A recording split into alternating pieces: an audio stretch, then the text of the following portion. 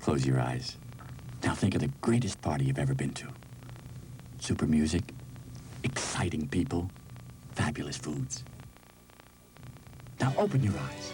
The music, the people, the food, the excitement, it's all there for you at Adam's Apple, every night.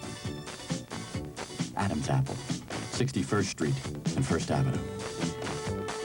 Come take a bite out of life.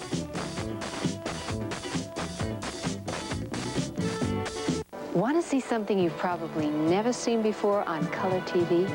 A 2-year warranty from Sanyo on parts, picture tube, even on labor. That's life.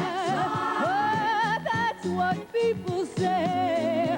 You really have to be sure of your product to offer a 2-year warranty. Sanyo is sure. Ask anyone who owns a Sanyo. I said that's life.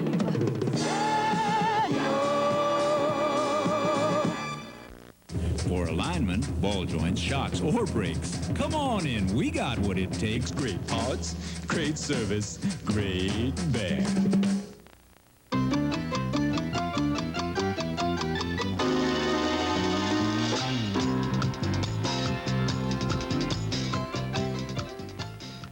The Haunted Mansion at Long Branch is a living, breathing nightmare of more than 30 incredible rooms, each with its own very special surprise.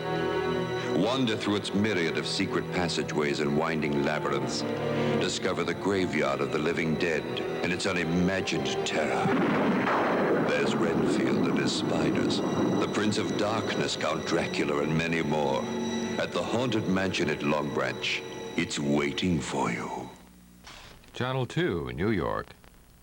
The following program was broadcast live on Sunday afternoon and recorded for rebroadcast at this time. From Channel 2 News Public Affairs, Newsmakers for Sunday, July 16th, 1978. Today's newsmaker, Congressman Bruce Caputo, Republican candidate for Lieutenant Governor of New York. Our team of reporters, Arthur Greenspan of the New York Post, Sam Roberts of the New York Daily News, and leading the questioning, Channel 2 News correspondent Bill Greenwood. Congressman, when you accepted the nomination for Lieutenant Governor, it was with the assurance that it would not just be a ceremonial job. Given the history of the office, given the experience of Mary Ann Krupsack, what makes you think it would be different for you? Well, that's a good question, and one I spent a lot of time deliberating over. When I was first asked, I turned it down. I didn't want the kind of job that other lieutenant governors had had. But we talked about the kinds of things that ought to be done. It's clear to me that there are more responsibilities than one person can handle for governor of New York. And it's sensible to delegate some of those responsibilities. It makes management sense. So the question became, what should you delegate? And we talked about me serving the governor's function as the chairman of the Emergency Financial Control Board, which supervises the affairs of New York City, serving his function as a member of the board of Big Mac, running the Washington office that New York State maintains. On the theory that I had background in those areas, I had served on the Ways and Means Committee in Albany that drew up the Big Mac Board and Emergency Financial Control Board legislation, and as a former congressman, I might be able to do a better job at trying to improve the flow of federal grants and contracts back to New York State, recognizing that the problem is every member, including myself, of the New York delegation concentrates on his or her own congressional district, and few take a wider consideration of the state's needs. Then we talked about some specific responsibilities in the budget process, and all of that constituted what I thought was something that made sense from the governor's point of view, not just from mine, from the taxpayer's point of view, was consistent with our relative strengths and weaknesses. I have more of a finance background than Duryea. I am a former congressman, or will be, and he's not. And it just, they also involve responsibilities that have to be executed outside of Albany, in New York City in the one case, and Washington in the other. And I know he wants to be in Albany working full-time on the state's business.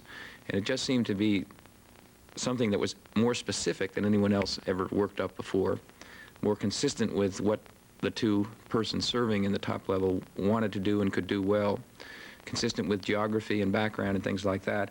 So that I believe that by being that specific and thinking that carefully about it before the fact, I'm going to have what I bargained for. If you don't get what you bargained for, would you go public in criticizing the governor, assuming he's elected? Yeah, that's not my style. I think I would certainly write down what it is I thought we agreed to and why I continued to think it made sense.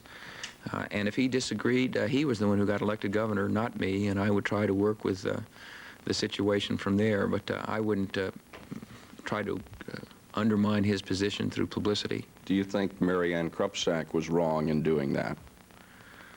Well, I'm not sure that right and wrong applies to this. Every person has to work it out in his own idiom. Having said that, I mean, I want to give her the opportunity to do it her way. I do think she handled it poorly. If she thought she didn't have the responsibility and authority she thought she needed to do a good job, I think she should have left a long time ago, and probably a lot more delicately. I think the state suffered from having one person working half-time instead of two persons working full-time on the state's problems. And I, on balance, would have to say she didn't handle it very well.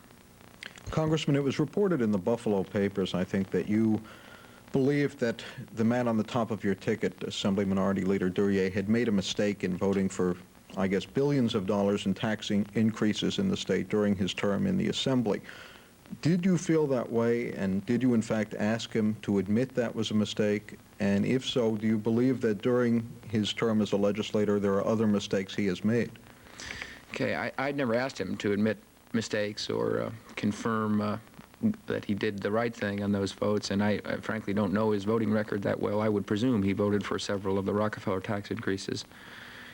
And I do believe that the tax condition of the state is part of our problem.